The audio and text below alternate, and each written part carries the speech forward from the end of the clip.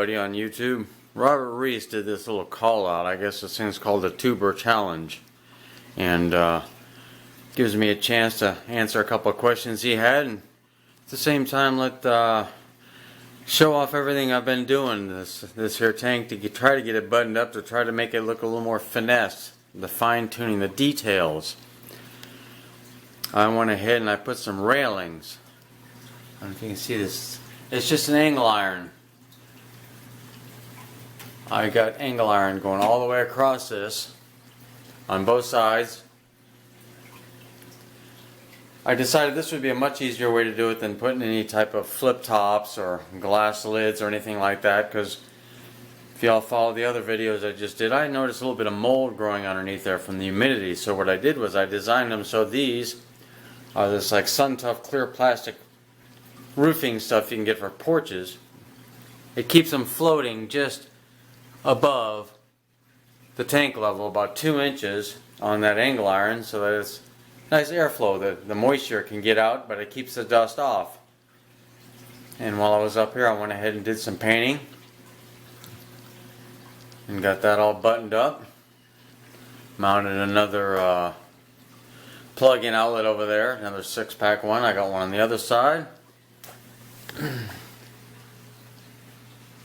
And we'll go ahead and take a minute and show everything that's going on inside. There's been a bunch of comments from a bunch of you people checking things out.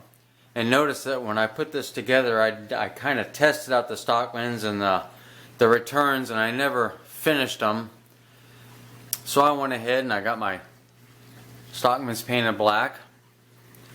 I got my returns, I got some actual returns rather than PVC pipe. And I got the flow going on. Let me shut this light off so I get rid of the glare. I'm going to go over here real quick and show it this way. Here's my other outlet right there. We can go underneath the tank for a second and show my new arrival. This little baby FX4, we just got this. I'm deciding if I'm going to use it for an overflow box that I had in there before or not. It's a little more clear, everything's working good. This is a view I don't know that I've ever really showed of my wet dry working. And that's where I got the sponges in the bottom, the scrubbies, and then I got a gallon of bio balls, and I got the ceramic rings there, and then a blue-white filter pad there. We're going to go back around the front now. Try not to make everybody too terribly dizzy. But the significant thing about this is the oily, dusty surface has really come full circle a lot better. I got the water traveling actually it's a clockwise path. My dead spots have been removed. I've got the outlets on the FX6 back there. One's down, one's forward.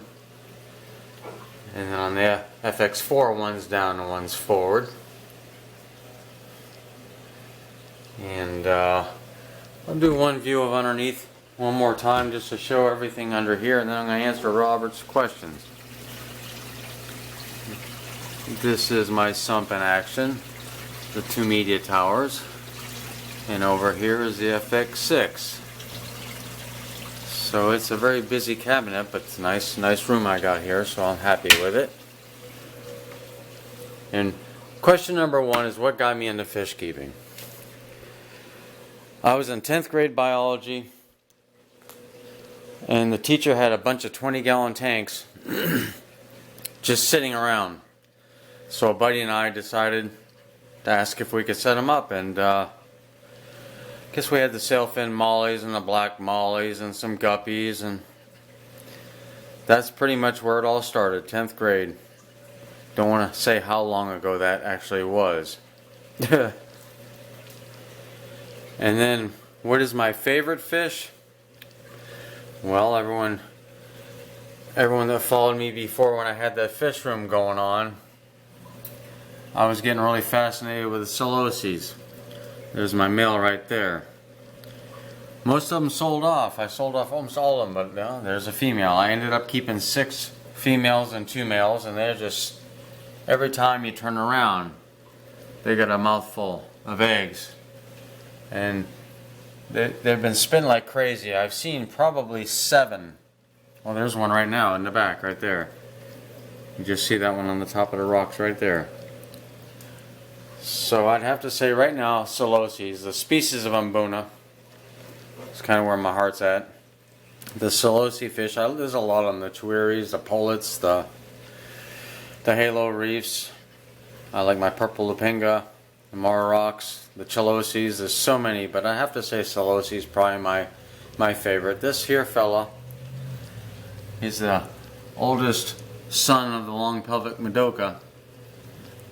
He's starting to really come into his own. Let me see if I can single him out. He's a good looking fella. And the Manganos are pretty cool.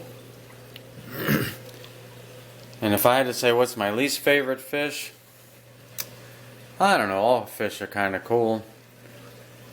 I like them all pretty much, but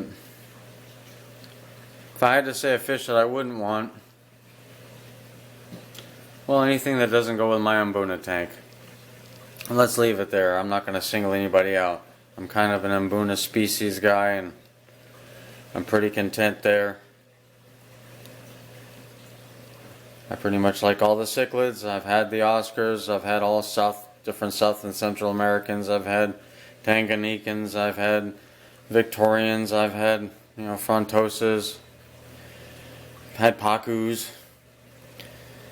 And I like the Severums. There's just endless ones I do like, but I can't specifically say one that I don't like. Nothing really bothers me that much. That's a simple video right there. It's kind of long-winded, but it was fun. I got to show off everything and answer a few questions. And any questions anybody out there has, don't hesitate to ask. I know I just kind of skimmed. There's so many things in detail we can do. This is all just a blurry, skimming, fun video. So any questions, like I said, I'd be glad to answer. And if I don't know, I can learn right along with you. Have a great weekend, everybody, and probably put out more videos before, but Merry Christmas too. See ya.